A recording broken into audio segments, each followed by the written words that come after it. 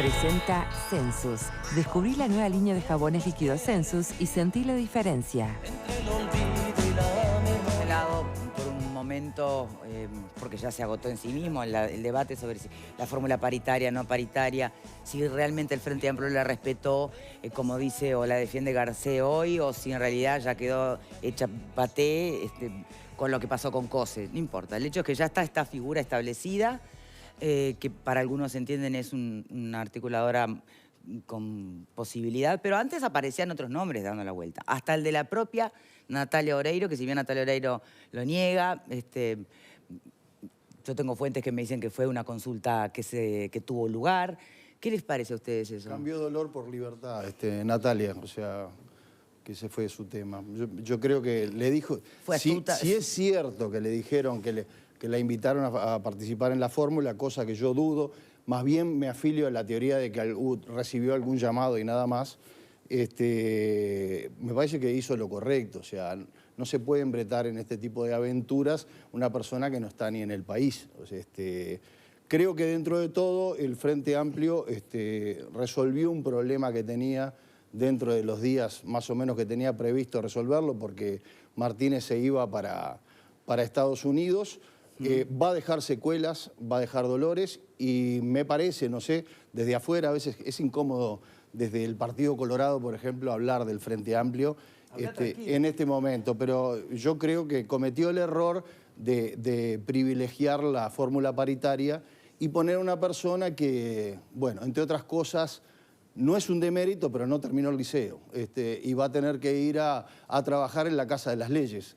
Así que es un problema para el Frente Amplio. Respeto a la señora, respeto su trayectoria, pero me parece que no dio con la nota. Bien, ahora volvemos a la fórmula, si quieren, después del Frente Amplio, pero volvamos un momentito a la del Partido Colorado para seguir recabando opiniones. Hoy escuchábamos al constitucionalista Lust explicar por qué entiende que está bien expreso y claro en la Constitución que no hay ninguna prohibición expresa para que pueda Robert Silva ser candidato a vicepresidente.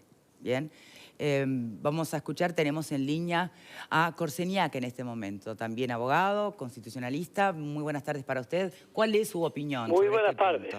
Mire, mi opinión, creo que además es una opinión muy clara, es que esta persona, y yo no hablo de bondades y personas buenas, malas, regulares, buenas candidatas, malos candidatos, qué partido sea, no me interesa. Yo cuando opino jurídicamente opino sobre la interpretación de la Constitución y no lo que me conviene interpretar de la Constitución. Que quede bien claro eso.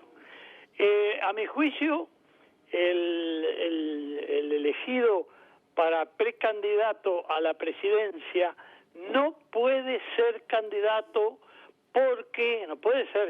a la presidencia, porque un director de ente autónomo, vamos a llamarle las empresas públicas, aunque el lenguaje constitucional es entes autónomos y servicios descentralizados, para poder ser candidato a legislador tiene que renunciar un año antes de las elecciones. Y el elegido, en este caso sobre el que ustedes me hacen la consulta, no interesa de qué partido sea, si es bueno, si es malo, nada de eso. Es un candidato a legislador porque es candidato a vicepresidente. Y el vicepresidente es un legislador. Es clarísimo, es el presidente del Senado, es el presidente de la Asamblea General Legislativa, vota en esos organismos, los preside. Entonces yo no sé cómo puede sostenerse que una persona que vota en un órgano, que preside ese órgano, que está siempre trabajando habitualmente en ese órgano, ¿cómo puede decirse que no es legislador porque es elegido como vicepresidente? Lo que ocurre es que se confunde la condición jurídica de la persona con el sistema electoral de la persona. El vicepresidente no es elegido en la lista de los 30 senadores, sino que es elegido en la fórmula presidencial junto con el candidato a presidente. Pero digamos, el sistema electoral de una persona no determina la condición jurídica que tiene. Es clarísimo que integra el poder legislativo y que excepcionalmente va al poder ejecutivo cuando el presidente, por alguna una incapacidad momentánea o por licencia o por lo que sea, no puede estar de presidente. Pero si así fuera, si por eso se diría no es legislador, entonces tampoco el primer candidato a senador de la lista más votada sería senador. ¿Por qué? Porque también excepcionalmente le puede tocar ser presidente. Si no está el presidente y no está el vicepresidente, entra el primer senador de la lista más votada, del lema más votado. Todo esto está en la Constitución. Si mal no recuerdo, los artículos 195, es el que establece el año previo de renuncia necesario para poder ser candidato a legislador, y después en los 201 y siguientes, los de los entes autónomos de enseñanza, se extiende ese artículo, la prohibición de ese artículo se extiende a la inelegibilidad de ese artículo, se extiende a los directores de los entes de enseñanza, como es el caso del que ustedes me plantean, elegido por ser director del CODICEN. Por lo tanto, a mí me parece más que claro, clarísimo, que es legislador. El hecho de que excepcionalmente pueda ir a la presidencia, no se puede decir que es candidato a un cargo del Poder Ejecutivo. Porque, repito, el primer titular de la lista más votada al Senado también excepcionalmente puede ir a la presidencia de la República, si falta el presidente y el vicepresidente. Bien. Entonces, pero me permite... cuando una persona preside el Senado, preside la Asamblea General Legislativa, discute en el Senado, discute en la Asamblea General, vota en el Senado, y propone los reglamentos, propone el presupuesto, es el ordenador de pagos, libra los cheques en el Poder Legislativo todos los días. Decir que no es legislador me parece una tesis impresentable. Ahora, yo quiero, como es un tema digamos, académico constitucional, no me interesa de qué partido, ni quién es, ni me interesa hablar de las bondades o maldades de los candidatos a presidente, a vicepresidente, que pueden ser muy estupendas personas, malas personas, regulares personas. Quiero decirles que el órgano competente para resolver este tema es la Corte Electoral del Uruguay. Ese órgano, integrado por 9 miembros, en los cuales 4 pertenecen al partido de gobierno y 5 a la oposición, sumada a la oposición, y la Corte Electoral es la que va a resolver. ¿Por qué? Porque la fórmula presidencial tiene fecha para ser presentada. Cuando hablo de fórmula presidencial hablo del presidente y vicepresidente, que es el caso que estamos discutiendo. Ahora, Corseniak, tengo entendido que a los la Corte Electoral y allí la Corte les va a decir si eso no es... En su momento se habilitó, citaban el antecedente de Astori. ¿El momento? Cuando se habilitó a Astori a ser candidato a vicepresidente. Pero ¿y por qué lo habilitaron? ¿Cuál era la situación? Porque también la han comparado con la situación de Sendik, que no sé qué tiene que ver. Es lo que se discutía en el caso de Sendik, era si podía... lo de Sendik no lo estoy metiendo en la bolsa. Cobrar el subsidio de inmediato, tenía que dejar pasar un periodo de gobierno porque había renunciado a la vicepresidencia. No, pero Sendik es otra cosa. Sí. Era decano de Ciencias Económicas. Caso Astori, ¿cuál es el caso de Astori? Era decano de Ciencias Económicas. Sí. Año 89. Sí, pero el decano es el director de una facultad, no es de una empresa pública.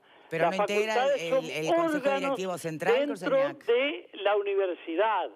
Si fuera miembro del Consejo Central Universitario, entonces pienso yo que si la Corte Electoral hubiera resuelto bien, hubiera resuelto que no puede serlo. ¿No son miembros del Consejo Directivo Central? No, pero por supuesto, era decano de la facultad. Era decano. Su actividad habitual era decano de la Facultad de Ciencias Económicas.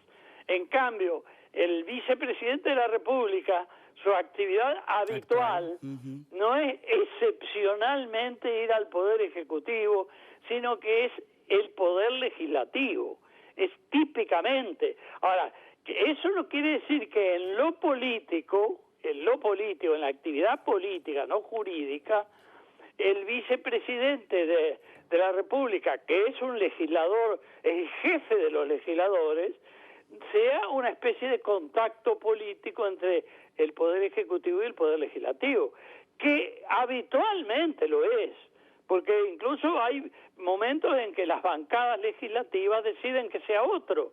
Yo recuerdo perfectamente cuando la presidencia del doctor Lacalle, que el vicepresidente era el doctor Gonzalo Aguirre, digamos el veterano y más el jefe de la bancada en el lenguaje habitual del Parlamento, era el doctor Santoro, y era él el que se comunicaba habitualmente con el doctor Lacalle y no era Gonzalo Aguirre, que incluso creo que tenían ideologías separadas porque pertenecían a movimientos distintos. No sé, eso no interesa. Lo que sí quiero decir es que el caso de Astori era porque él no era un miembro del Consejo Central de la Universidad de la República, no era un director de la universidad, era un decano de la Facultad de Ciencias Económicas, que eso es otra cosa.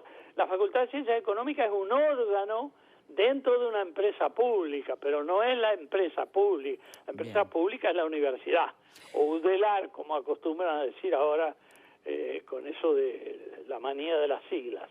Era de la Universidad de la República. Entonces, en este caso, el vicepresidente, para mí, es clarísimo que es igual que un legislador. No es igual, es un legislador. Bien. Que excepcionalmente va a ocupar el cargo de presidente si este no está, como también el primer senador de la lista más votada va a ocupar el cargo de presidente si no está el presidente. Perfecto. Y el vicepresidente. José y a nadie se le va a ocurrir que el primer senador de la lista más votada, del lema más votado, no sea un senador, y sino que integre el Poder Ejecutivo. ¿A quién se le va a ocurrir? O que sea algo ajeno al Poder Legislativo. Entonces, la prohibición constitucional, que está en el 195, si no me equivoco, no tengo la Constitución en la mano, 201, que dice que para poder ser candidato a legislador un director de empresas públicas tiene que renunciar un año antes, se hace extensiva por otro artículo, el 201 o algo así, pero hace extensiva ese artículo precisamente, entre otros, a los entes de enseñanza. En este caso sería el Códice. Y entonces, ese ente de enseñanza, sus directores no pueden tampoco ser candidatos a legisladores si no renuncian con un año de antelación a la fecha. Perfecto. Clarísima su exposición, Corseñac. Y les repito, la he sostenido para este caso y para todos los casos y para cualquier partido, incluyendo el partido al que yo pertenezco, como todo el mundo sabe. Por supuesto. Así que, muchas gracias. Por otro lado, quiero decir, me parece muy clara, además. Bien. Y por eso, ni siquiera hay que apelar al principio general de derecho que evocaba pero hay que ir a la Corte Electoral, que es la que va a resolver, que tiene un problema. La Corte Electoral, cuando le presenten la lista, es la que va a tener que juzgar, porque la Corte Electoral es juez de los actos electorales y tiene fechas para registrar la fórmula. Y es la que va a resolver esta interpretación constitucional que andan discutiendo. Esto no lo hace la Suprema Corte de Justicia, la Corte Electoral del Uruguay es la que resuelve. Clarísimo, disculpe que lo interrumpa, Corseñac, quedó clarísimo de verdad su punto de vista y muchísimas gracias por su tiempo. Encantado, con mucho gusto. Muchas gracias. Adiós.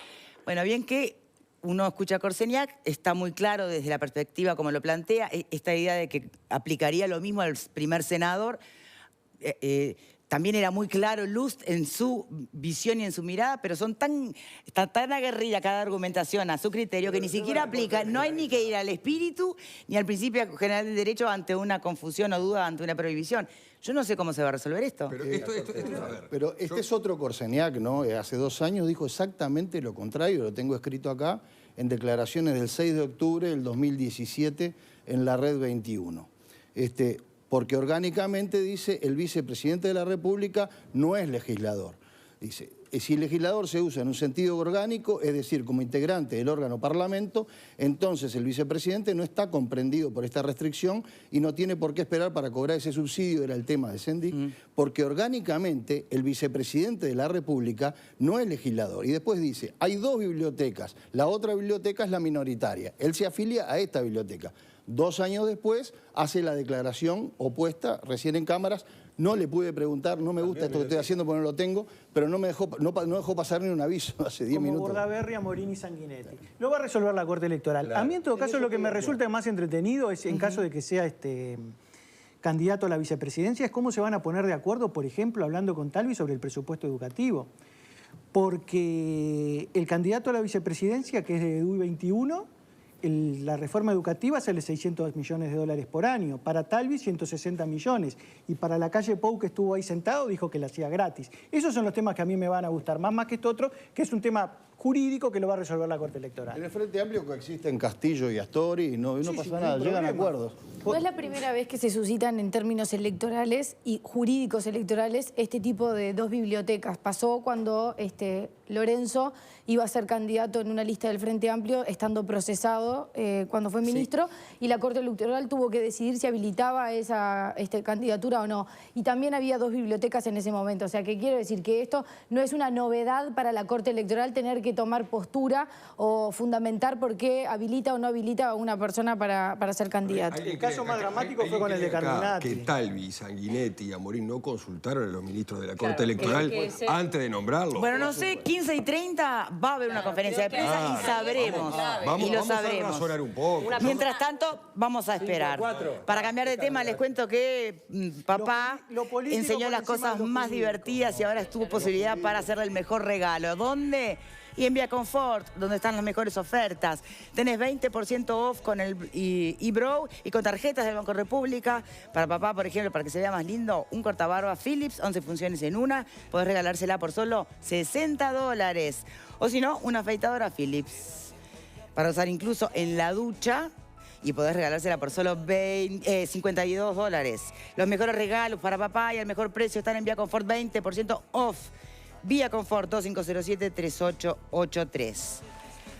Bueno, nosotros teníamos hace poco como invitado